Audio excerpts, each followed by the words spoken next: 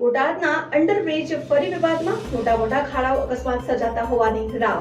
બોટાદથી બરવાડા અમદાવાદ તરફ જવાના માર્ગ પર 22 થી 25 કરોડ રૂપિયાના ખર્ચે અંડરબ્રિજ બનાવવામાં આવ્યો છે અને 5 વર્ષથી આ ઓવરબ્રિજમાં અનેક પ્રકારના વિવાદો અને સામે આવતા રહે છે. દર ચોમાસાની સિઝનમાં રોડમાં મોટા ખાડા પડી જવાની ઘટના બનતી રહે છે. જોતા રહો ભારત ટાઈમ્સ ન્યૂઝ. કોંગ્રેસ પક્ષ દ્વારા આજ અંડરબ્રિજમાં સૂત્રોચ્ચાર કરીને સરકાર રસ્તા રિપેર કરવા માંગ સાથે જાગૃત કરવાનો પ્રયત્ન કર્યો. આગામી સમયમાં જો બોટાદ શહેરના રોડ રસ્તા રિપેર નહીં થાય તો ઉગ્ર આંદોલન કરવા નગરપાલિકાનો ઘેરાવ કરવા ચીમકી ઉચ્ચારી. જોતા રહો ભારત ટાઈમ્સ ન્યૂઝ. મારું નામ ગીતાબેન કાંતિભાઈ પરમાર, બોટાદ જિલ્લા પ્રમુખ. આજે કોંગ્રેસ બોટાદ જિલ્લા કોંગ્રેસ દ્વારા કોઈ વિરોધ પ્રદર્શન કરવામાં આવ્યું, શું હકીકત છે તેના બાબતે? આજે કોંગ્રેસ દ્વારા વિરોધ કરવામાં આવેલો છે. જ્યારે અંદરથી 25 કરોડના ખર્ચે બન્યો છે ત્યારે અત્યારે તમે લોકોની હાલત જોઈ રહ્યા છો કે રોડની અંદર જમ્પિંગ થતું હોવાની આમ લગભગ ફૂટ 1.5 ફૂટના ખાડા પડી ગયા છે અને જે અહીંયાથી નીકળે ને એને મને લાગે હોસ્પિટલની અંદર અઠવાડિયું તો દાખલ થવું જ પડતું છે. એવી હાલત થઈ રહી છે. આ ભ્રષ્ટાચાર ભાજપનો ચોખ્ખો દેખાઈ રહ્યો છે. બોટાદની નગરપાલિકાનો ભ્રષ્ટાચાર દેખાઈ રહ્યો છે.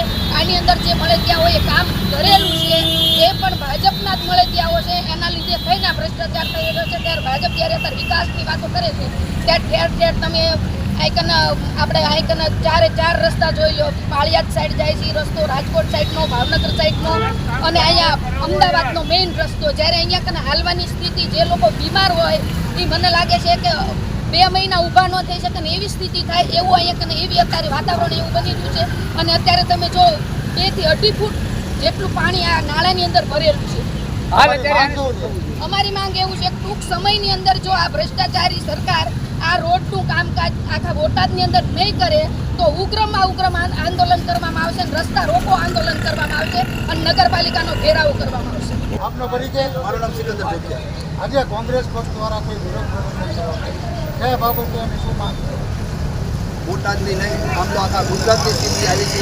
આ અંડરબ્રિજ તમે જુઓ, જે સાળંગપુર અહીંથી જે હનુમાનજીનું મંદિર આવેલું છે ત્યાંનો મુખ્ય રસ્તો છે. પછી ત્યાં સોનાવાલા હોસ્પિટલ, પછી આગળ તમે જાઓ તો જિલ્લા પંચાયત, મુખ્ય કલેક્ટર કચેરી અને કોર્ટ આવેલી છે અને તમામ અધિકારીઓ અહીંથી નીકળે છે છતાં એમને આ નજરમાં નથી આવતું.